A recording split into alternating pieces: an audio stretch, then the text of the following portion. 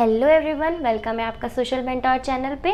जैसे कि आप लोग हेडिंग देख रहे हैं, तो आज हमारा स्टार्टिंग है किसकी, चैप्टर 3 की, एटम्स एंड मॉलिक्यूल्स। ठीक है, तो पिछले जो दो चैप्टर्स आपके कंप्लीट हो चुके हैं। पहला मैटर अराउंड अस प्योर, दूसरा मैटर इन आवर सराउंडिंग्स, जो आपका चैप्टर 1 और चैप्टर 2 है। ठीक है, यहाँ से हम लोग आज हमारा फर्स्ट डे है चैप्टर 3 का, जो कि है एटम्स एंड मॉलिक्यूल्स। बहुत ही इंपॉर्टेंट चैप्टर है आपका। इसमें आपको न्यूमेरिकल्स बहुत देखने को मिलेंगे। पिछले जो दो थे वो आपके थ्योरी बेस्ड ज़्यादा थे, न्यूमेरिकल थे पर 1 से 2 तक, मतलब बेसिक कॉन्सेप्ट पे आपके न्यूमेरिकल थे। लेकिन यहाँ पे इस चैप्टर में आपके न्यूमेरिकल का पार्ट है, काफ़ी है, और काफ़ी कुछ इसमें नई चीज़ें हैं जो आपको पढ़नी है, जो आपके लिए इंटरेस्टिंग भी होंगी। नई चीज़ें हैं, थोड़ी सी टफ लगेंगी, लेकिन अगर आप मेरे नोट्स बनाते जाएंगे, मेरे क्या किसी भी चीज़ के आप नोट्स बनाओगे, तो वो अगर आप नोट्स बनाओगे और सही से समझोगे तो वो चीज़ आपको अच्छे से आ जाएगी। तो जो मैं नोट्स बनवाऊँ उसे आप ज़रूर लिखिए। बुक NCERT की आपके पास होती है, उससे पढ़िए, उसी से रिलेटेड नोट्स हैं, कुछ ज़्यादा नहीं, बस उसको शॉर्ट फॉर्म में मैं लिख देती हूँ और एक डायरेक्ट डेफिनेशन देती हूँ जो आपको आंसर में लिखनी चाहिए। ठीक है, तो नोट्स को अच्छे से पढ़िए और अपने बुक को पढ़िए, तो आपको चैप्टर ज़्यादा क्लियर होगा। बता दूँ, ये जो चैप्टर मैं स्टार्ट कर रही हूँ बहुत ही इंपॉर्टेंट है। पिछले 2 चैप्टर्स हो चुके हैं। अगर कोई वीडियो मेरा यहाँ से देख रहा है तो ये चैप्टर वो कंटिन्यू करे, क्योंकि उसका पिछले से ज़्यादा कुछ जो है रिलेशनशिप नहीं है। नया चैप्टर है, नई चीज़ें पढ़ेंगे। लेकिन अगर वो चीज़ आपने नहीं पढ़ी है तो पिछले वीडियो में जाके उन चैप्टर्स को आप कंप्लीट कर सकते हैं। बाकी आज से हम एटम्स एंड मॉलिक्यूल्स पढ़ रहे हैं। फर्स्ट लेक्चर है इस चैप्टर का, इसे पढ़ेंगे, इसे समझेंगे और सारे वीडियोस देखेंगे आप, तो आपको प्रॉपर तरीके से चैप्टर आ जाएगा। एग्जाम्पल्स भी करूँगी क्योंकि न्यूमेरिकल्स आता है। ठीक है, अब चलिए, बहुत सारी बातें हो गई, अब हम लोग अपना चैप्टर स्टार्ट करेंगे। ठीक, तो अब ये देखिए एटम्स एंड मॉलिक्यूल्स, यहाँ पे आपको चैप्टर के नेम से पता चल रहा है एटम्स के बारे में और मॉलिक्यूल्स के बारे में। इन 2 टॉपिक पे बात होनी हो, इन्हीं से रिलेटेड हर एक टॉपिक आपको मिलेगा। ठीक है, तो इसमें आपको सबसे पहले क्या क्या मिलेगा उस पर थोड़ा सा क्विक वो देख लेते हैं। ठीक है, तो सबसे पहले तो आपको इंट्रोडक्शन मिलेगा। हर एक जो भी आप चैप्टर स्टार्ट करते हैं उसमें आपका पहले होता है इंट्रोडक्शन। ठीक है, इंट्रोडक्शन पार्ट हो जाता है। ठीक है, किस साइंटिस्ट ने किया, इन सब में। दूसरा आएगा आपका लॉज ऑफ केमिकल कॉम्बिनेशन। ठीक है, ये मैं लिख नहीं रही हूँ क्योंकि ये सब आपको भी पढ़ने हैं, मैं बस आपको एक रिवाइज करवा रही हूँ कि इस चैप्टर में आपको क्या क्या देखने को मिला। इस लॉज ऑफ केमिकल कॉम्बिनेशन में आपको 2 लॉ देखने हैं। ठीक है, पहला होगा आपका कंजर्वेशन ऑफ मास और दूसरा होगा आपका कांस्टेंट प्रोपोर्शन। ठीक है, ये बहुत इंपॉर्टेंट है, कांस्टेंट प्रोपोर्शन और कंजर्वेशन ऑफ मास, ये आपको 2 लॉ देखने पड़ेंगे इसमें। ठीक है, फिर आपके पास आएगी डाल्टन्स एटॉमिक थ्योरी।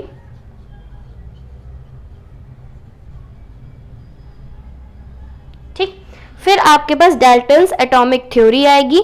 देन आपके पास एटम आएंगे, एटम से रिलेटेड बातें होंगी सारी। ठीक है, एटम्स की बात चलती रहेगी, उसमें आपको एलिमेंट्स, एटॉमिक मास, एटम की एग्जिस्टेंस, ठीक है, ये सब देखेंगे। फिर आएगा मॉलिक्यूल्स, फिर हम लोग अपने मॉलिक्यूल्स की बात करेंगे। ठीक, उसी में सारी चीज़ें हम लोग पढ़ेंगे। तो और फिर आपके मोल कॉन्सेप्ट और मोलर मास, ये सारी चीज़ें बहुत ही, हर एक टॉपिक आपका इसमें बहुत ही इंपॉर्टेंट है। ठीक है, तो अभी हम शुरुआत कर रहे हैं अपने इंट्रोडक्शन और लॉज से, फिर आगे देखते हैं हम लोग अपने नेक्स्ट वीडियो से कंटिन्यू करेंगे। ठीक है, अभी इस वीडियो में जितना हो पाता है हम लोग उसे करते हैं। ठीक है, तो अगर ये नोट करने वैसे इसमें कुछ था नहीं, आप समझ लीजिए इसमें क्या क्या पढ़ना था, बाकी आपके पास बुक भी होती है। चलिए आगे बढ़ते हैं। चलिए देखिए, सबसे पहले हम लोग को समझना पड़ेगा कि आपके एटम्स क्या होते हैं। ठीक है, उसके लिए हम लोग को थोड़ा इंट्रोडक्शन देखना पड़ेगा। ठीक है, तो मैंने इसे नोट्स में आपको बनाए, नोट्स बनाइए ताकि आपको हर एक चीज़ पॉइंट वाइज याद रहे जो मैं आपको बता चुकी हूँ। चलिए आगे बढ़ते हैं। तो मैंने देखिए यहाँ पे क्या लिखा हो, आप पॉज करके इसे नोट कर लीजिएगा।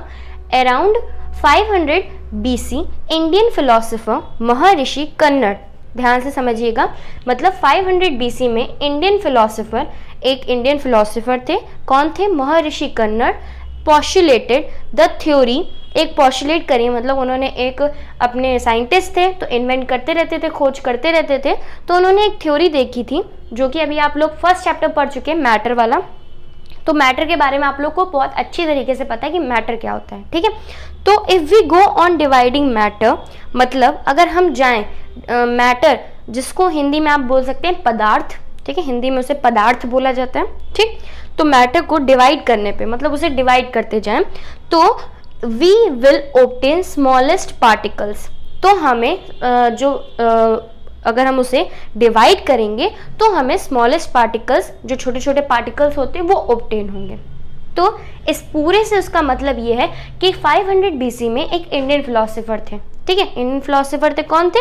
महर्षि कन्नड़।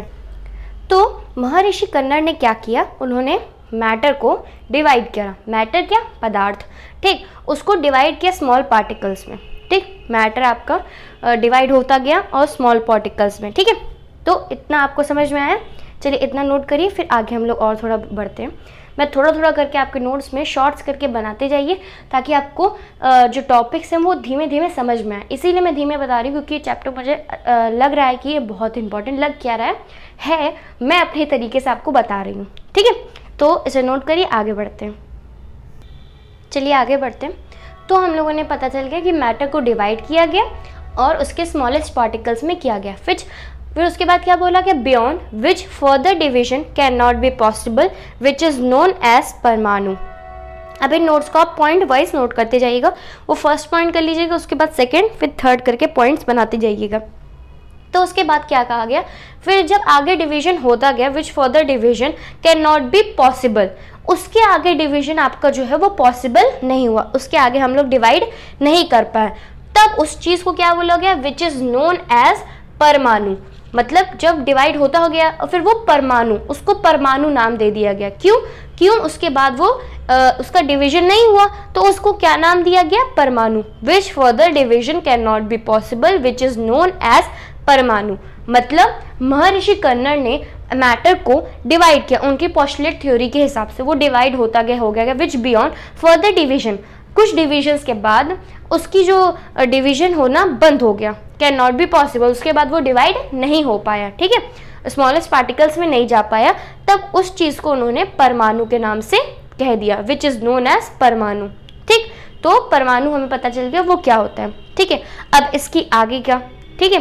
तो एशियन ग्रीक फिलोसोफर्स, अब हम लोग एशियन ग्रीक फिलोसोफर्स की बात कर रहे हैं। वो इंडियन ग्रीक फिलोसोफर थे आपके, ठीक है, वो इंडियन थे, जो कौन थे? महर्षि कन्नड़। ये एशियन ग्रीक फिलोसोफर हैं, कौन है? डेमोसिट्रस एंड लियोसिपस, ठीक है। ये दो आपके एशियन ग्रीक फिलोसोफर्स हैं। उन्होंने इस चीज को एटम बोला, कॉल दीज पार्टिकल्स एटम्स। इन्होंने परमाणु कहा कि ये परमाणु है, ठीक, उसको परमाणु नाम दे दिया। पर एशियन ग्रीक फिलोसोफर्स जो आए, डेमोसिट्रस और लियोसिपस, उन्होंने कहा जो ये पार्टिकल्स हैं इनको हम एक नाम देंगे। उन्होंने क्या नाम दे दिया? एटम्स, ठीक। तो अब आपको पता चल गया कि एटम कहाँ से आया, उसकी हिस्ट्री पता चली और उसे कैसे नाम मिला, ये अब आपको पता चल गया, ठीक है। तो एटम्स हम लोग पढ़ रहे थे, तो एटम्स की हमारा जो इंट्रोडक्शन है वो यहाँ पे हो गया। पॉइंट वाइज नोट कर लीजिएगा, और कोई भी डाउट हो, कुछ ना समझ में आए तो आप प्लीज़ मुझसे पूछ सकते हैं, ठीक, कमेंट सेक्शन में। चलिए आगे बढ़ते हैं, इसे नोट कर लीजिए। आगे बढ़ते हैं। अब आपके एक और साइंटिस्ट हैं, एंटोइन ले एल्वलाइजर। अब इनको आप लोग, अभी मैं पिछला जो वीडियो आपको चैप्टर 2 करवा रही थी तब भी मैंने इनकी बात करी थी कि इन्होंने केमिकल साइंस में का इंट्रोडक्शन किया था, बस इतनी बात चली थी, ठीक है। अब यहाँ पे इनका फिर से आया है टॉपिक। तो इसमें क्या कह रहे हैं कि एंटोइन एल्वलाइजर ने क्या किया? Let the foundation of chemical science, उन्होंने केमिकल साइंस का फाउंडेशन किया बाय एस्टैब्लिशिंग, क्या करके उन्होंने इसका फाउंडेशन किया? उन्होंने 2 इम्पॉर्टेंट लॉ दिए, ठीक है, उन्होंने 2 इम्पॉर्टेंट लॉ दिए जिनको उन्होंने बोला लॉ ऑफ केमिकल कॉम्बिनेशन, ठीक है। उन्होंने कहा कि हमारे पास 2 लॉ हैं, मतलब एक लॉ है, उसको उन्होंने नाम दिया, 2 इम्पॉर्टेंट लॉ दिए।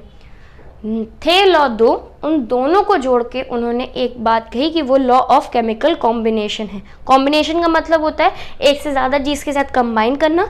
तो इन्होंने कहा लॉ ऑफ केमिकल कॉम्बिनेशन, जिसमें दो लॉ कर रहे हैं, लॉ आते हैं आपके, जिनको मैंने अभी आपको इंट्रोडक्शन करते समय बताया था कि लॉ ऑफ कांस्टेंट प्रोपोर्शन और लॉ ऑफ दूसरा कौन सा, law of conservation of mass. ठीक, ये दो आपको पढ़ने हैं लॉ ऑफ केमिकल कॉम्बिनेशन में। कॉम्बिनेशन का मतलब ही आपको पता है। तो उन्होंने स्टैब्लिश किए दो इंपॉर्टेंट लॉ, ठीक है, उसको उन्होंने कहा लॉ ऑफ केमिकल कॉम्बिनेशन। ठीक, इतना समझ में आ गया। अब चलिए हम लोग लॉ ऑफ केमिकल कॉम्बिनेशन को थोड़ा समझते हैं, इसे नोट कर लीजिए। चलिए अब ये देखिए, आप इसको मैंने नोट कर दिया है, तो इसे आप नोट कर लीजिएगा स्टॉप करके, और हम लोग इसको समझ लेते हैं। ठीक, तो हम लोग पहले लॉ ऑफ केमिकल कॉम्बिनेशन समझेंगे, फिर उसके अंदर जो दो लॉ आते हैं उनकी बात करेंगे। सबसे पहले आप समझिए लॉ ऑफ केमिकल कॉम्बिनेशन होता क्या है। तो this law established after the, first point है ये, this law established after the experiment by Lavoisier and Joseph L Proust. मतलब ये जो आपका लॉ है, इसको कब आया ये, जब एक्सपेरिमेंट्स किए गए। ये जो दो साइंटिस्ट थे, इनने एक्सपेरिमेंट करे, खूब सारे एक्सपेरिमेंट्स हुए, कुछ फेल होते हैं, कुछ पास होते हैं। उसके बाद जब इन्हें समझ में आ गया, मतलब प्रूफ हो गया आपका, उनका जो ये कहना था, मतलब इन्होंने जो लॉ के बारे में बोला, जब उनकी जो थीसिस थी वो सब हो गई, तब उन्होंने इसको लॉ ऑफ केमिकल कॉम्बिनेशन को कहा। तो ये लॉ उनके खूब सारे एक्सपेरिमेंट्स के बाद आया है। ठीक, ये तो एक बेसिक पॉइंट था। दूसरा, लॉ ऑफ केमिकल कॉम्बिनेशन को अगर आप डिफाइन करना है तो ये इसकी डेफिनेशन है। ठीक है, इसे ज़रूर अपना मार्क करके नोट करके, जैसे भी आपको हैशटैग करके स्टार बना के करना है, कर लीजिए कि the chemical reaction between two और मोर सब्सटेंस, जो केमिकल रिएक्शन होती है दो या दो से ज़्यादा सब्सटेंस के बीच में, गिव राइज टू प्रोडक्ट। मतलब अगर दो या दो से ज़्यादा जो है हमारे प्रोडक्ट्स हैं, उनके बीच में, सब्सटेंस के बीच में अगर रिएक्शन होगी, ठीक है, तो उनसे एक नया प्रोडक्ट मिलेगा। गिव राइज टू प्रोडक्ट, मतलब वो प्रोडक्ट बनेगा। जब वो प्रोडक्ट बनेगा, which is governed by certain law, वो किससे गवर्न्ड होगा, एक सर्टेन लॉ से होगा। क्या बोलेंगे उसको, लॉ ऑफ केमिकल कॉम्बिनेशन। तो हमारे केमिकल कॉम्बिनेशन की जो डिफिनेशन है वो ये है कि जो केमिकल रिएक्शन होता है दो या दो से ज़्यादा सब्सटेंस के बीच में, उससे क्या होता है, एक नया प्रोडक्ट बनता है, which is governed by law of chemical combination. ठीक है, तो ये लॉ ऑफ केमिकल कॉम्बिनेशन के बारे में हमने सारी बातें कर ली विद डेफिनेशन। तो हमें अब पता चल गया कि लॉ ऑफ केमिकल कॉम्बिनेशन क्या होता है, तो इसे नोट कर लीजिए। चलिए अब देखिए लॉ ऑफ केमिकल कॉम्बिनेशन को 5 पार्ट्स में डिवाइड किया गया था। मतलब इसके अंडर 5 आपके लॉ आते हैं। पहला होता है फर्स्ट ये, सेकंड ये, थर्ड दिस, फोर्थ एंड ये फिफ्थ। इसका मतलब ये है कि आपका जो लॉ ऑफ केमिकल कॉम्बिनेशन है 5 लॉ में बेस्ड है, लेकिन जो आपके ये थर्ड, फोर्थ और फिफ्थ है, मतलब फर्स्ट आपका है law of conservation of mass और लॉ ऑफ कांस्टेंट प्रोपोर्शन। ये दो ही लॉ आपको इस क्लास में पढ़ने हैं। मतलब जो ये आपका law of third multiple proportion, law of reciprocal proportion और फिफ्थ है गैस-ल्यूसैक लॉ ऑफ कंबाइनिंग वॉल्यूम। ये तीनों के तीनों आपके हायर क्लास में हैं। इन्हें आपको यहाँ नहीं पढ़ना है। ठीक है, मैंने बस आपको यहाँ पे इसलिए लिखा है ताकि आपको हर एक चीज़ के बारे में पता हो, आपको बस ये ना लगे कि लॉ ऑफ केमिकल कॉम्बिनेशन 2 के अंदर है। अभी मैं आपसे पहले बोल रही थी कि बार बार कि लॉ ऑफ केमिकल कॉम्बिनेशन में 2 लॉ आते हैं, उन्होंने बार बार 2 लॉ दिए। ये मैं इसलिए बोल रही थी ताकि आपको पता चले कि क्लास 9th में आपको, जो आप ये क्लास कर रहे हैं, उसमें आपको ये 2 लॉ पढ़ने हैं लॉ ऑफ केमिकल कॉम्बिनेशन के अंदर। तब ये 2 लॉ आएंगे। जब आपसे आंसर कोई क्वेश्चन आता है आपके में, तो आप बताएंगे कि हाँ ये 2 लॉ हैं। तब आपको ये लिखने नहीं है, लेकिन आपको पता होना चाहिए कि इनके अंदर 5 लॉ आते हैं। 2 जो आपके हैं law of conservation of mass, law of constant proportion, ये आपको पढ़ने, और लॉ ये जो 3 लॉ हैं इन्हें आपको हायर क्लासेस में पढ़ना है। ठीक, तो ये हमें पता चल गया लॉ ऑफ केमिकल कॉम्बिनेशन के बारे में सारी चीज़ें। तो अब हम लोग का यहाँ पे लॉ ऑफ केमिकल कॉम्बिनेशन हो गया। अब हम जो पढ़ेंगे वो होगा ये जो 2 लॉ हैं, इसके अंडर जो 2 लॉ आते हैं, इन्हीं दोनों को पढ़ना है। मैं बता चुकी हूँ हायर क्लासेस में, तो इन दोनों को अगले वीडियो में हम लोग पढ़ेंगे।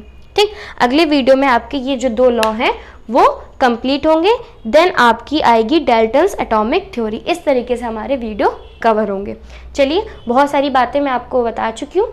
नोट्स बनाते रहिए, बुक पढ़ते रहिएगा और मिलते हैं नेक्स्ट वीडियो में। और अगर वीडियो अच्छा लगा हो तो प्लीज़ लाइक करिएगा, शेयर करिएगा, सब्सक्राइब करिएगा, ठीक है, और पढ़ते रहिएगा।